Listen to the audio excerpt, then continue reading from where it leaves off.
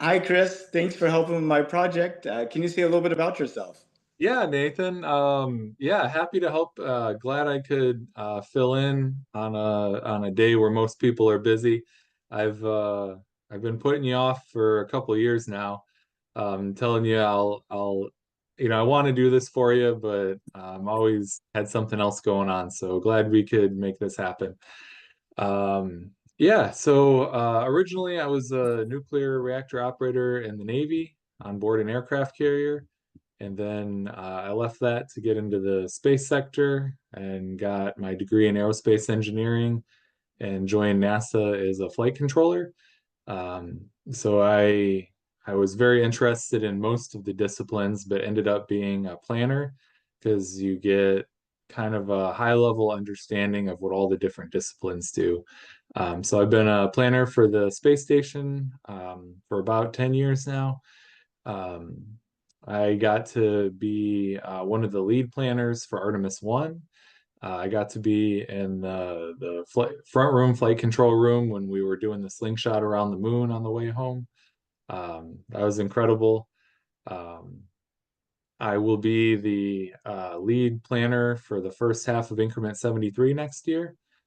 So I just got back from Germany, working with all our international partners, trying to lay out a plan for high level what our increment will look like.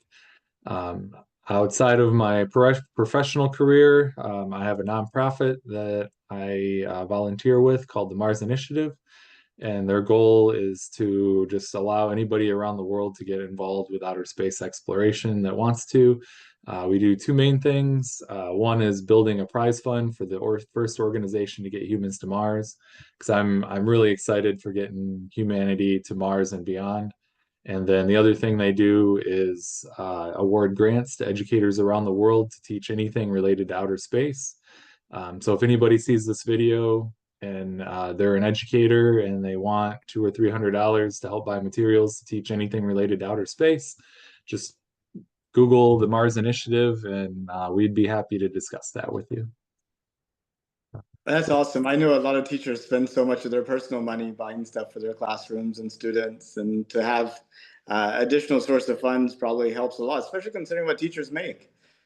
Yeah, we try and have a very low overhead for our application, but there's definitely a few other organizations that out there that do similar grants. I think the Planetary Society does one also, um, and then there's another one that partners with Boeing, and I forget the name of what they do. But there's a few of them out there. But yeah, we're just trying to help inspire and educate the generation that really will first explore Mars. You know, the kids in school right now, the elementary and middle schoolers, maybe even high schoolers, are going to be the first ones that are really exploring Mars.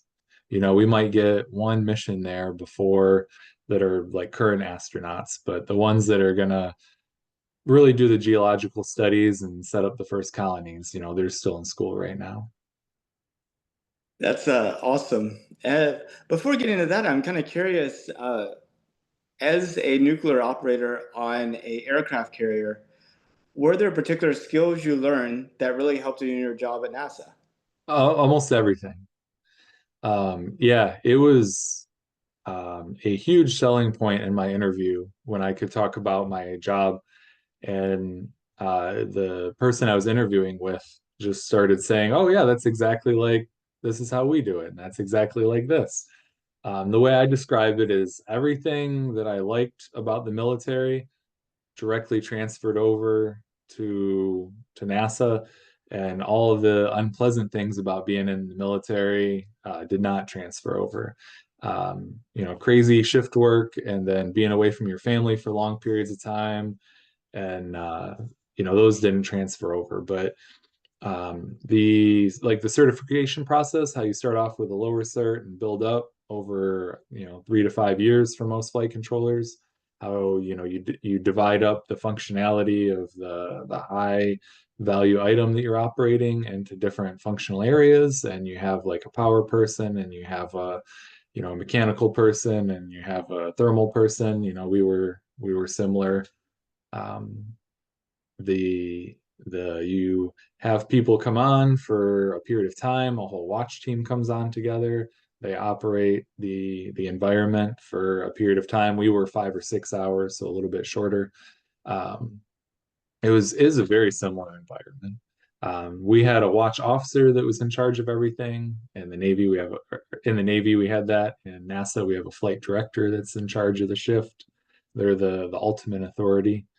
Um, so yeah, it was very very much transferable to the point where I started asking, do you really need a degree? Because my job in the Navy is so good training for what we're doing. And then if you add on flight controller boot camp, which we get 2 months of when we first come in, like I don't really think you need a bachelor's degree. If you have 6 years in Navy nuclear operations and then you get flight controller boot camp, I think that you could directly come in and people could be just as successful as people with a bachelor's. But um, they talked to HR about that and management, and they said it's just a hard requirement that you get a bachelor's. So equivalent doesn't really work, but I think people could directly transfer from that to this with, that Delta course and just a little bit of explanation about orbital dynamics and a few other space concepts, and people could be fully successful at NASA. It's kind of funny. I started college in 1994, but didn't finish into 2005. And I had a good career. I had kids, married, all that good stuff, and I almost didn't finish college, but I went ahead and went through it. The NASA job was the first time when it was really would have been a deal breaker because it's kind of. And so I'm really glad I completed it. Otherwise, it wouldn't have been an option. And then you had so many technical skills outside of your degree, in your job, that you would have been a huge asset even without the bachelor's. But it's just required. So yeah, I'm glad you ended up getting that so you could come over and be a flight controller, because I know you're really excited about space operations, and I know you're doing a great job with the team and progressing along in your certification. So I'm glad you were able to do that. But it's amazing how you have kind of like these hard barriers to entry that if you're close to checking off, go ahead and check off. So that's kind of a good thing. But Mars Initiatives, so what led you to start that?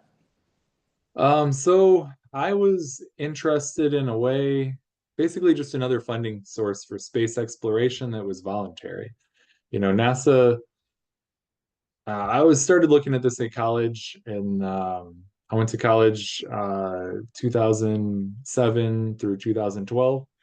And this was really before SpaceX was ramping up. And I was just thinking it'd be great if people could support, space exploration individually somehow. If people could make donations to some kind of fund that paid for projects, grants for teachers, or scholarships, or maybe paid for research projects or something like that. Just some way individuals could get involved. And then I ran across, while I was asking if something like that exists, or, how would you get an advice on how to start a nonprofit, I ran across someone that Mina Mukhar had just started the Mars Initiative with the goal of building the Mars Prize Fund. So uh, he was telling me his experiences and what he's doing, and he said that what I wanted to do and what they were doing were a good fit for each other. So I just kind of joined their organization and added in the educational grant program. Um, so we've been for about 10 years, we've been doing that on an all volunteer basis, slowly growing the team. Um, some years we get a lot more done than other years, depending on the time that the volunteers have. The last 6 months, we've been kind of restarting the organization.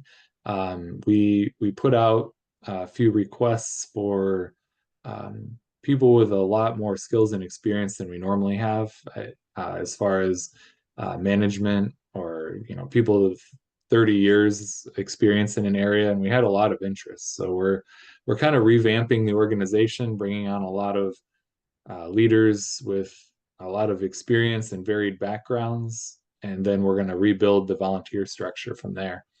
So right now we've brought on um, most of the leadership team, and then January, February, March, we'll start bringing on volunteers to expand the organization and hopefully, expand our programs. But everybody I talk to is really interested in what we're trying to do. Just get humans to Mars, build a prize fund. What we discovered is that if you take the cost of getting humans to Mars for the first time, assuming that the launch vehicle has already been built, um, like the initial design work has happened for that, like with SLS or Starship, that'll be, SLS is functional and Starship will be functional in a few years. So if you assume that's done, and you take the remaining costs from kind of an average of industry experts, their estimates, it's about $100 a mile to get to Mars. So what we've been doing is allowing people to sponsor a mile of humanity's first trip to Mars for $100. So if you donate $100 to the Mars Prize Fund, you sponsor a specific mile, you get a certificate, um, and then you're actually paying for the entire cost of that mile. You're getting humanity 1 mile closer to boots on Mars. Whereas a lot of other things, space programs that you interact with, you're just kind of putting your name on the craft. You get to be a part of it, but you're not enabling the mission. So we get a lot of people that were really excited about space as kids, but then high school, college, family, whatever, took them in another direction. So they're not able to be active in the space community right now. They're really busy with whatever their life is, but they can donate $5 or $10 a month. So they'll just set up a recurring donation, and they'll check in every once in a while to ask how things going, and we'll have a conversation. But then every time they hit a milestone for a certain Mars mile number, I'll let them know. And people really like that. And then, of course, the grant program, everybody loves that too. Helping out teachers is um, nobody is disappointed by that program existing. When I talk about that, everybody loves it. And that one too, people are donating 3, 5, $10 a month, and we just pool a bunch of donations together. We have a couple um, corporate sponsors, and then we can give out 300 grants. We just went international.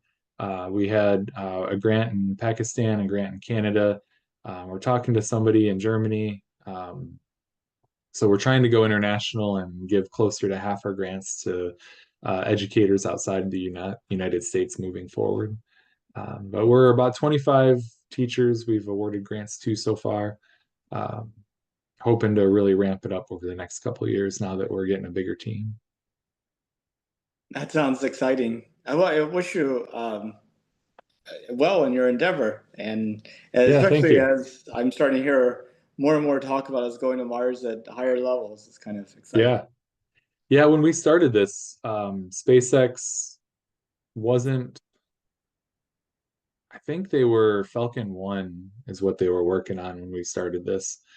So nobody really knew about them. They were just there were several companies trying to be the new rocket company that cut the cost of access to space. But nobody knew, which one was going to be successful, if any. And at that time, everybody that talked about Mars was, 20 to 30 years in the future, we might be able to do this. And then you go back to a conference 5 years later and no progress had been made 20 to 30 years later. So when we started the Mars Prize Fund, there was really no believable path to getting to Mars within our lifetime. So we thought, well, what the heck? The biggest challenge is funding. So we'll just start a prize fund, and best case, humanity gets their act together and we don't need the prize fund. And worst case, the prize fund grows and grows and grows until it is an enabling factor in getting humans to Mars, and then we end up going to Mars. So either way, we figured it could only help to get people excited and interested in getting humans to Mars. Well, and a stepping stone, at least for NASA, to getting to Mars is getting to the moon. Yeah. And I know you work at NASA, so asking you if you knew that NASA is planning to go send astronauts back to the moon is probably a wasted question. But about 80% of the people I talk to in the general public have no clue that we're planning to go to the moon. And I was just wondering if that shocks you, or that's in line of what you've experienced? No, the number shocks me. I thought that it would be less than half by now. NASA's been doing a really good job trying to get the information out into the public of what we're going to do, especially since it's in the next 4 years that we're going to land back on the moon. It's very likely in the next 4 years, 3 to 4 years, we'll have boots on the moon. I'm surprised that it's 80% don't know. I thought it'd be more like 30 or 40% don't know. Um, how much effect do you think the delay has on people paying attention? You know, whenever I started this project back in 2019, we should have had people on the moon by now, Yep. and it's been pushed out 3 years at this point.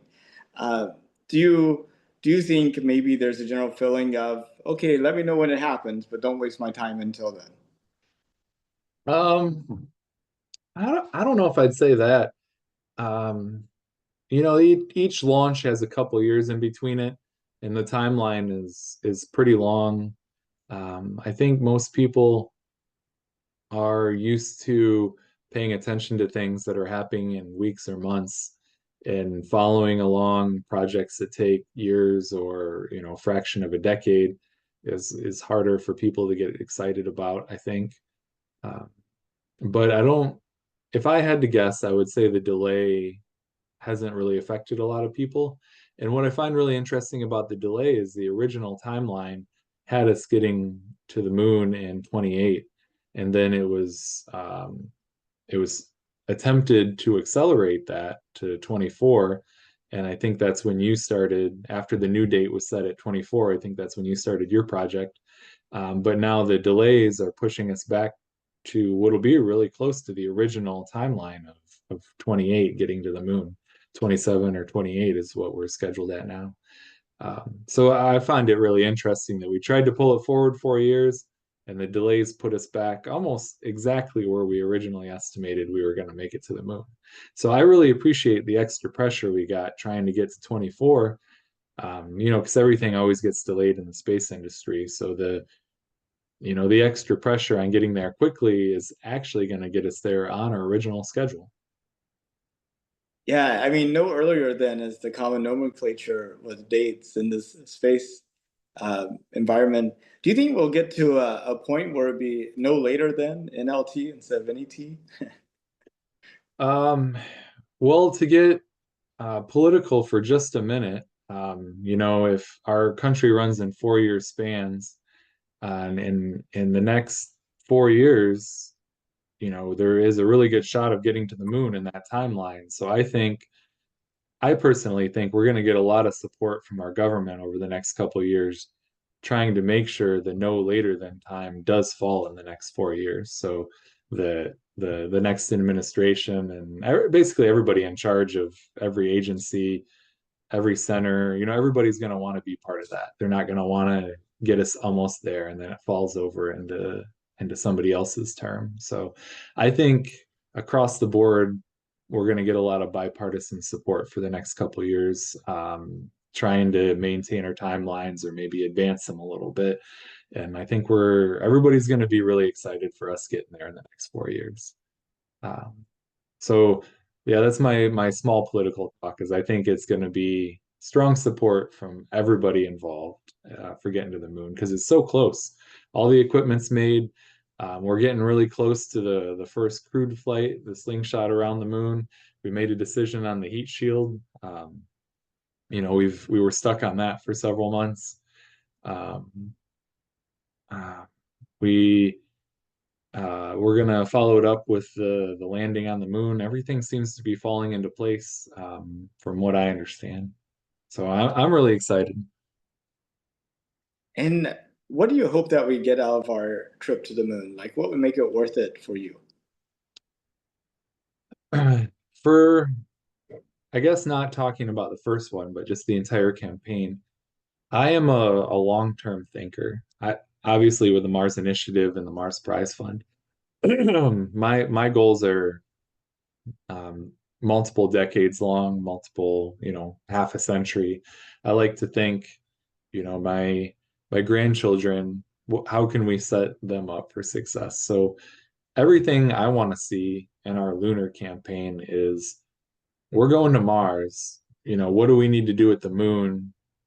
What do we need to figure out at the moon to get us to Mars? So, what do we need for suits? What do we need for landers and equipment? Testing out our computers, make sure they work in the different radiation environment, because in low Earth orbit, you get a lot more protection from radiation from the Van Allen belts than and like the gateway in orbit around the moon. That's one of the benefits of that is because that'll be in an environment that's more similar to deep space and the transit to Mars than in low Earth orbit would be. So testing equipment out in a lunar orbit is a better representative environment. We can get a better feel for how our electronics will perform. So my goal for landing on the moon obviously is renewed interest in the space program. Um, it's nice that it's a cooperation. Like the Artemis Accords, I think we're up to 51 signatures now. I just heard the administrator say that a quarter of the world's countries have signed the Artemis Accords. So I am really excited that it's a more of a closer to a global effort to go back to the moon, and that I'm hoping will spill over to closer to a global effort going to Mars. I'm hoping that landing on the moon, it'll be a US led landing on the moon, but I'm hoping that we bring enough of the rest of the world behind us that it becomes um, a global effort to continue to push forward and get humans to Mars. And I'm hoping that our missions after Artemis 3, when we land on the moon for the first time, I'm hoping our missions become more frequent instead of every couple of years. We get closer to every year or maybe even shorter. In 1968, on December 25th, Christmas Day, uh, we had Apollo 8 go around the moon. And I was just watching a video that Jim Bridenstine had put together whenever he was administrator, talking about that. And he was talking about how we're going to the moon with international partners. And he mentioned how we were going with Russia. And it's amazing to think back how short ago that was when we were still seeing Russia as a partner to these space endeavors, and how events on the ground have kind of challenged that relationship. They have. I really enjoy that within the space community, we still have a good working relationship with all of our colleagues over in Russia, and that the space program is still kind of holding our countries together in a small way. I think that's really nice, and I worry that when the space station program ends around 2030, that we'll lose that connection with Russia. I know that um, with everything that's happening, some relationships have been stressed with other countries, and I it seems to me that anything that can hold you together with another country where you normally butt heads on the world stage is a good thing. So I'm hoping that we can still work together after the space station program. Yeah, I hope so too. So I normally ask people, do you think at some point in the future we'll be on multiple planets or be stuck here on Earth making these small trips? And with Mars Initiative, I think we have a pretty good idea on where you stand with that. But and you mentioned how with developments recently with space exploration, maybe the timelines changed a little bit in terms of your perception of it. But do you see us having a colony on Mars within your lifetime? Ooh, define colony. Um, Enough people with the skills to be independent of Earth if they needed to be. Oh, absolutely not. I see us having maybe a sustained outpost with hundreds of people potentially. But I don't think in my lifetime um, we'll get to the point where you can manufacture everything you want on Mars. Um, like manufacturing computer chips. Um, Sorry, that's my Alexa trying to chime in our conversation. Um, Computer chips are a good example of something that would be kind of complicated to process high-end computer chips on on Mars. But That's Jeff Bezos chiming in on the yeah, whole space discussion. It's like yeah, Mars is not it. You're supposed to be building O'Neill cylinders. We're supposed to be mining. Oh, anyway, sorry. yeah. Sorry, this noise in the background. The So I like, think we'll still be relying on Earth for sure. You know, because I'm in my 40s, so I figure, you know, about 40 or 50 years is what I have left. So I don't think we'll be to the point where we can do everything on Mars. Um, but having a an outpost with a greenhouse where you grow a significant amount of your own food and where, you know, we have maybe a constant human presence, I think that is very realistic. I would love to be proved wrong on that, by the way. You know, SpaceX, NASA, go ahead and prove me wrong. I would be thrilled to for you to be pointing out to me when we're old and gray how wrong I was in this interview and how we have a colony of 1 million people that's completely self-sustaining. But I think we got to figure out something like fusion first, probably, where you can get a lot of energy for a relatively cheap price. And then we probably need a little more of an atmosphere on Mars before you can really be independent of Earth. Um, but yeah, probably if we figured out fusion, we could do it. You just, you know, if you had a lot of energy for cheap, um, it would be easier to be independent of Earth. now, I know you want to see humanity go off to Mars and to the moon and these other things, but what about Chris? Does Chris want to go to space? When I got married, I promised my wife that I wouldn't try and go into space. She was a little worried about me blowing up on a rocket, and they are a lot safer now than they used to be. But I don't think I'll ever go into space. I should say I don't think I'll ever be on a large rocket. There's a couple companies that are doing basically really nice hot air balloon rides to the edge of space. Hmm. And I definitely will probably take one of those around retirement time. You know, that'll kind of be a retirement present for myself. I think that those will be great. The ConOps is like 8 or 10 people in a big uh, glass or plexiglass dome with a helium balloon, and it takes you up, and you can see the curvature of Earth. And you go up slowly, and you get several hours at the peak, and then you come down slowly. So it's an all-day event. I could see myself doing that, but I don't think I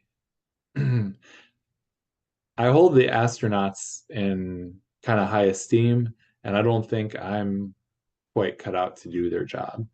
A lot of that is asked from them, and I consider myself to be a pretty smart person, but they're on a whole nother level. You know, the how fast I see them assimilate information to take it in and process it and remember it. They're just a special breed of people to just go from one thing to another. And I lay out their schedule, so I know what I'm doing to them. You know, they're doing, you know, something complex in this area, and then, you know, an hour later they're going off and doing something completely different. And then, you know, 10 minutes after that, something completely different. And then they got to go back to the original thing and remember exactly where they left off and pick up from that. And, you know, we're making them do a lot. And there's a lot better people out there than me. Now, if, you know, 10, 20 years, rockets are going to keep getting safer and safer. Um, Maybe when the kids are growing up, maybe I could take a rocket flight if the prices came down, but I could definitely see myself doing the hot air balloon to space. Well, Chris, those are pretty much my questions. I was Okay. wondering if you had anything you wanted to add or if you had any questions for me. I just want to say I'm really excited about your project, and I appreciate you letting me delay our interview for a long time. Um, uh, I'm really glad that I got to do this before you ended the project. Are you still ending at the end of this year? Yep, December 31st. After that, I'm a free person. I'll have Okay. so much more free time. Well, this has been a really interesting project, and I'm sure you got a lot of really interesting, unique data out of it, interviewing people from all walks of life about it. Um, do you think you might do some kind of summary I at think the end of so. this? I think what I might do is let it sit for a few years and then come back and look through the videos and put together something, or maybe make it easier to search the videos. Find people that have particular type of view and see how different words came up over time. I mean, because in addition to talking about space, we talk about everyday life a little bit. Like COVID was not a thing whenever I started this project, and Oh then yeah. that kind of emerged and recessed, and it's just kind of interesting to see that from individual perspectives, through the course of the interviews as well. I do have one question for you. You said about 80% of people don't know that we're going back to the moon. Have you seen that number improve since over the few years that you've been doing this? Um, I haven't seen it what do you change. think? Okay. I haven't seen it change, and I think a lot of it's just the fact that we aren't all reading the same newspapers and magazines, and we're not seeing the same nightly news. And so everybody has like very hyper personalized news sources. Yeah. So I think it's not about NASA putting out press releases and content and really great videos and articles and stuff. It's just that content does not get selected for your personal feed unless there's something in your past that actually showed that you might have been interested in something like that. So it's like Oh, interesting. you can't even break through, I don't think. Yeah, that makes sense. Yeah, I think it's a challenge though. It means we're all living in our own personalized info bubbles. We are. Yeah, I've heard a lot of conversations about the problems resulting from kind of being stuck in your own bubble and everybody you talk to reinforcing those ideas. And it's nice that you're helping to add some extra information in to people's lives that wouldn't have normally got it through this project. So, kind of poking a little hole in their bubble and saying, "Hey, did you know about this cool thing going on?" to thousands of people, I guess. What number am I? So total is 1,840. Well, I mean, we're counting down. And there's actually a little kind of problem with that. I think you're number eight, actually. Oh, okay. But you've done about 1,800 before me. Yeah, 1,832 before you. Wow, 1,832. That's incredible. I know. I know. It's It's been incredible. quite an adventure to try to force myself to do it every single day, Yeah, I regardless of how bet. I feel. Some days you don't want to talk to people. You're like, and now you have to go up to strangers or find a family member or a friend or friend of family, family friend, something. Yeah, a friend of a friend of a family member of a friend. Exactly. Yeah. Oh man. Well, I just want to say thanks again for doing the project. I'm really, obviously excited for going to the moon and going to Mars. I just think I'm just gonna put a little plug in there for space at the end. Um, what we've learned since I've been a kid is that we have a couple hundred billion stars in our galaxy and a couple hundred billion galaxies in the universe. And what we've learned since I've been a kid is most of those stars have planets, around 2 to 4 on average, we think. And so that's like 1 trillion planets in our galaxy. And, you know, hundreds of billions of trillions of planets overall. And, just what we've discovered on our planet and in the different planets in our solar system, if we can get probes or telescopes to look outside our our little solar system and start seeing other solar systems around us and expand upon that, just think of the things we're going to learn. It's going to be amazing. So my excitement, my interest is, just baby steps. Like no matter what the future you want to see in space exploration is, if you want to see Star Wars, Star Trek, if you want to see Stargate or your own type of future, the first thing we need is get back to the moon. And then the next step we need is get to Mars. And then, There's a bunch of steps after that, but those are two really big steps. So I'm really excited to see that first step happening again, being able to get back to the moon. And I'm hoping that in everything we're doing going to the moon, the higher ups are thinking, will this apply to going to Mars? Will this apply to going to Mars? Can we do this slightly different to make going to Mars easier? So I see a lot of things we are doing, but I'm only a small part of the overall puzzle. So that's my hope, is that we know our goal is going to Mars, and we do everything going to the moon in a way that'll make going to easier, Mars and beyond. Well, thank you Yeah, so much, Chris. Enjoy the rest absolutely. of your Christmas day and look forward to being in touch again. Yeah, absolutely. Thanks again for having me on, and good luck with your last 7 interviews. Thank you so much. Have a good Have a good night. night. Bye.